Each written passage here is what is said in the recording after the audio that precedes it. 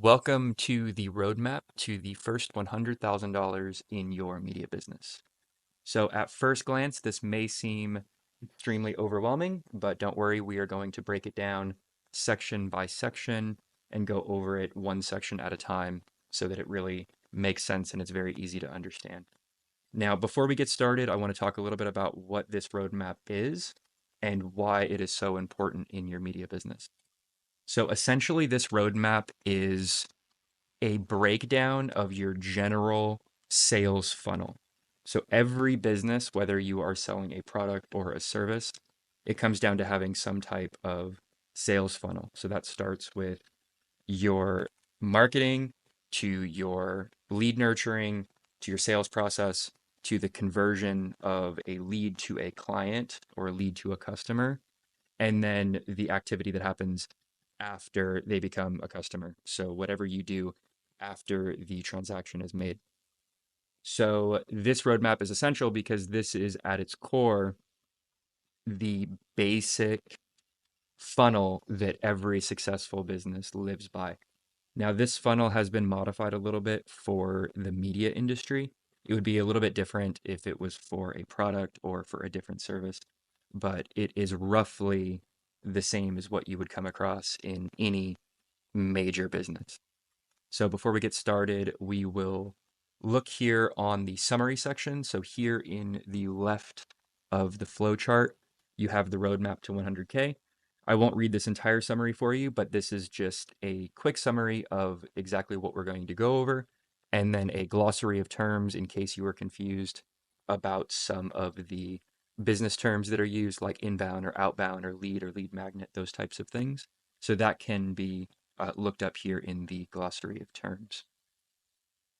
So that is just the summary section. So if you want a quick overview, go ahead and read this section first, and then we'll get into section by section. So starting here in step one. Now, step one of the funnel is generating views, getting eyeballs to your work. And there are so many ways to get eyeballs to your work. There is inbound strategies and there are outbound strategies, and I will break those down in a moment. But step one is, how do we maximize getting views to our work? We have work, we have a portfolio, we have a website, we want to sell our services, but we need to get views. And so that comes down to becoming discoverable. And how do you become discoverable? Well, there are inbound strategies, which I can go over now. And keep in mind, there are hundreds, if not thousands, of inbound opportunities. I'm just covering a few here in this roadmap, but the sky's the limit in terms of how many inbound channels you want to maximize. I mean, if you think about it, there is tons of social media networks. There are tons of online review platforms, not just Yelp and Google, but there are hundreds of them. There are numerous blogs that you could write for, do guest posting on. There's so many directories, professional services directories. I mean, there is just a limitless amount of inbound lead sources that you could implement in your business. But that's really a personal decision based on what you personally think would give you the best ROI. For example, I'm not going out and signing up for every single review platform because I know that my customers don't hang out at every single review platform. I know that for the most part, my customers are going to be hanging out on a couple of social media platforms like Instagram and Facebook. If they do use a review platform, they're likely going to use Yelp or Google reviews. So I tend to keep my inbound sources to the platforms that I feel are going to be useful for me. But this is niche dependent. Obviously, if you're in a particular niche and you know that the potential customers of that niche are hanging out somewhere in particular, then you can utilize that. So let's go ahead and go over quickly some of the inborn or some of the inbound platforms that are very common. So first and foremost, you have your website. Now your website is like the home base for your brand. The ideal situation is that your inbound channels, all your inbound sources, will lead your viewers to the website. So whether that's your Instagram profile or your Yelp page or the Knot or Wedding Wire, Google review page, Pinterest, YouTube, whatever the case may be, the goal is to use those platforms to gather views and then send those views to your website. So having a website is essential. Obviously, everybody's got a website. Another common platform is your Instagram profile, of course. And then you've got your review platforms, you've got your blogging and SEO. Blogging and SEO is obviously a big inbound source because you can rank, not only ranking your homepage, but if you write hundreds of blog posts, you can start to gather views from those blog posts, even if you're not getting a ton of views per blog. If you somehow manage to create 100 or 200 or 300 blog posts in various with various keywording that people may search, you can obviously start to stack up a considerable amount of views just based on the volume of it. And so blogging, of course, is a essential one as well. And then you have Pinterest, and you can always deep dive into the best strategies for each platform. And of course, you can invest as much time and energy into each platform that you feel is worthy of the effort. Now, me personally, I don't believe in doing a lot of these things myself. So, for example, if I am going to do a blogging strategy, I'm not going to be writing the blogs myself. I am going to be hiring a virtual assistant who is extremely good with ChatGPT, who is extremely good with optimizing the writing for blogging purposes specifically, someone who understands SEO better than I do, someone who can create the blog posts using a good long tail SEO keywording strategy. And don't worry about the nuance in that. The point that I'm making is that I would hire someone who is better at this than I can be, and I would figure out a way that I can secure more bookings, generate more revenue, and pay someone to do that strategy for me so that I don't have to get bogged down in understanding all of the nuance that is all of these platforms, because there's obviously, when it comes to SEO, there's all these technical aspects that it's extremely difficult to be an expert on, as well as the fact that those technical aspects are constantly changing with new algorithms and new updates. And so it doesn't make a lot of sense for me personally to deep dive and understand the nuance of every single platform. It would just, the time investment required for that would just take up way too much of my time. So, what I recommend when you're building out these inbound channels is do your research on what you think the best inbound channels will be for you, whether that is Instagram or YouTube or Pinterest or The Knot or Wedding Wire or Google or Yelp, whatever the case may be. Make a short list of what you think will be the top platforms for you. And then I would recommend finding a way to increase the revenue within your business enough to cover hiring someone to build these channels for you. Because once inbound channels are built, in theory, they work indefinitely. So your Instagram profile will continuously bring in views 24 hours a day automatically. If you create a bunch of content for your Instagram platform and you post that content, it exists there on Instagram and it's being found every day.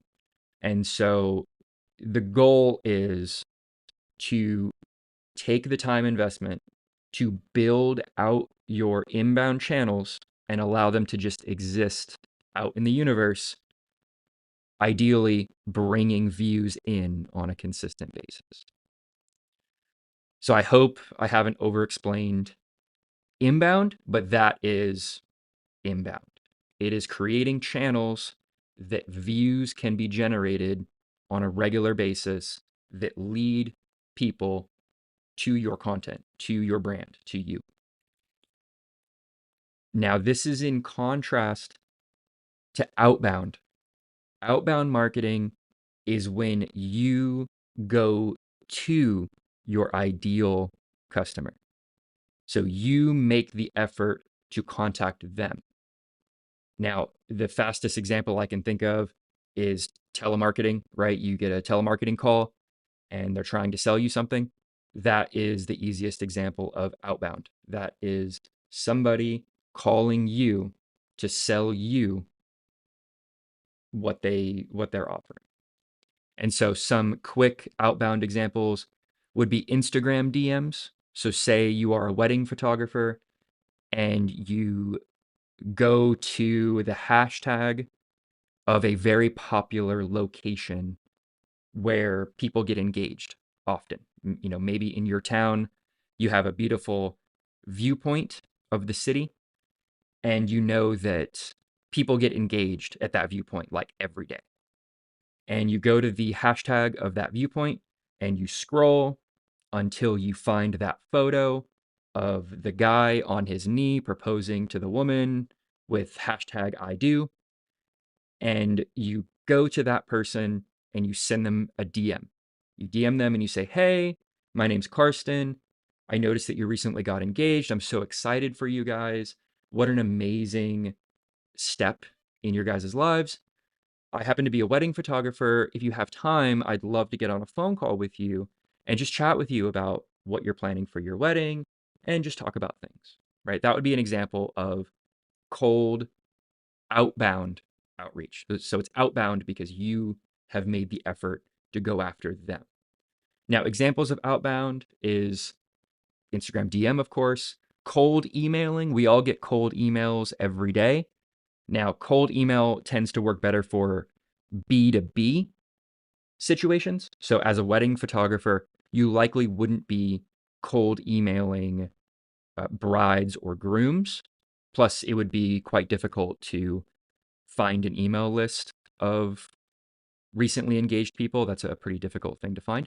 But cold email may work extremely well for connecting with planners or connecting with DJs or videographers if you're a photographer, or a photographer if you're a videographer, or other wedding vendors, other businesses that work within the wedding world that may be beneficial for you to have relationships with. So cold emails can be extremely effective in that situation because you could, in theory, gather 100 or 200 or 300 email addresses of various other businesses in the wedding industry and email all of them offering a free consultation, or offering to go get coffee or to have a quick meeting, and just be able to build those relationships, just being able to contact people, talk to them, introduce yourself, figure out what you can do together, figure out how you can help them so they can help you. So cold email is another outbound strategy. Now, client referrals. Client referrals are outbound if one of your previous clients, or maybe another vendor or a friend, is pitching your services to someone they know.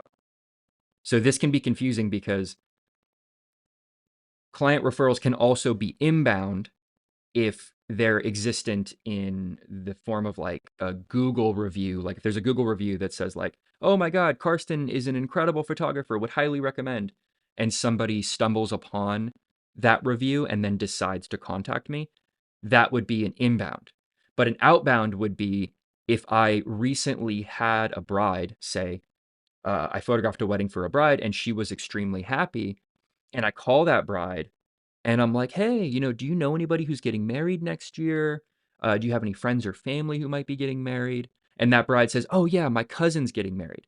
And then I say, amazing. Hey, I'll tell you what, why don't you give your cousin a call and just make a quick introduction so that I can, maybe give your cousin some advice on how to pick a good wedding photographer or how to pick a good wedding venue or maybe some mistakes that you should avoid when you're planning your wedding. Things like that. And so leaning on those client referrals in that way is another outbound strategy. Follow-up calls and messages. So if you have previous leads, if somebody emailed you 3 months ago, inquired about something, and then they went silent, you can follow up with them, give them a call. It doesn't hurt to work those leads until they tell you that they've hired somebody else, or they tell you that they're no longer interested, or they've went in another direction, or whatever the case may be. But if you have leads from weeks ago or months ago, people get busy in life and sometimes they forget. And so you can always just go ahead and call them or text them or email them or DM them or just follow up and grab their attention again.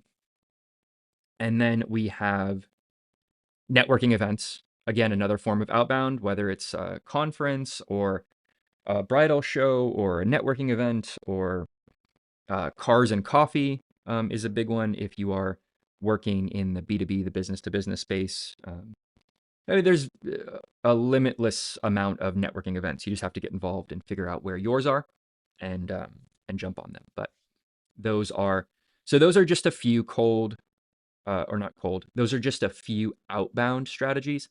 Now, just like the inbound strategy, there are hundreds of outbound sources. I mean, people are doing all kinds of crazy outbound strategies. From obviously, you've got your simple ones like your cold DMs and your cold emails, but I mean, there are cold phone calls, there are text message campaigns, there's just so many things. LinkedIn, there's there's really no limit to the amount of ways that you can install outbound strategies into your business. And same as inbound, it's really up to you. It's up to you to decide what may or may not be effective for you. If your clients hang out on Instagram, then Instagram DMs may work for you extremely well. If you're, if you're in the B2B space, so say you are a social media content creator who specializes in creating social media content for small businesses, then cold calling may work extremely well for you. You may just be able to get on Google, search the top 100 or top 200 small businesses in your area and just call them one at a time and introduce yourself. And that may be extremely effective for you. Like I have found a significant amount of success doing that in the real estate space, being a real estate media company. Whenever I'm slow and I need more work, it's as simple as calling real estate agents and introducing myself and doing that enough times until I find myself on a job. And so outbound can be extremely effective. And so to sum up the inbound and the outbound, to give you a little bit of a closing statement on that, inbound is more sustainable as it's more sustainable because once you build the platforms, they exist indefinitely and they will continuously bring viewers in as they exist.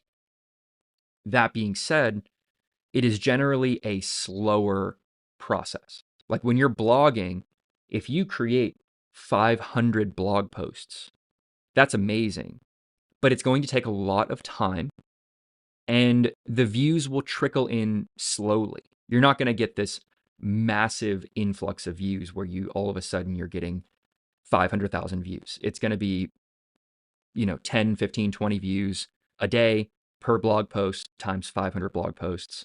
So it is a slow process when it comes to inbound, but once it's built, it's built. Once it exists, then it's done and then it's doing the work for you. And so the inbound side of this equation is more sustainable over the long term.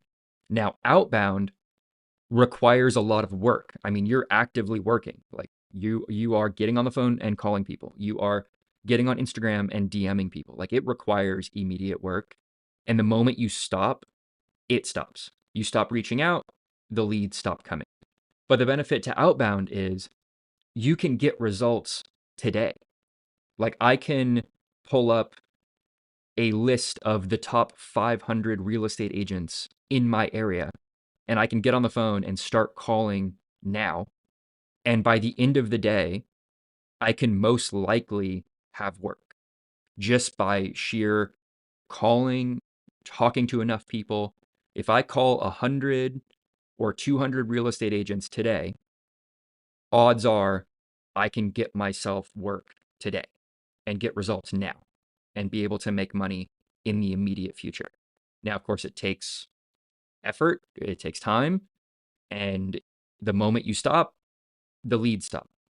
So that's why it is essential to have a healthy balance of both. You should have a really solid inbound strategy and a really solid outbound strategy. You should be balanced in both. And the way you structure this, the way that I've structured this, is I use outbound to get immediate results. Outbound, I am getting results immediately. I'm making money immediately. And when I make that money, I allocate a certain percentage of that money to invest in my inbound strategies. So I call real estate agents, I book $1,000 worth of photo shoots, I take $100 of that $1,000 and I hire someone to blog for me, or I hire someone to do my social media marketing on Instagram to post for me and all that stuff. And so it is a self fueling system. I use outbound to make the money immediately.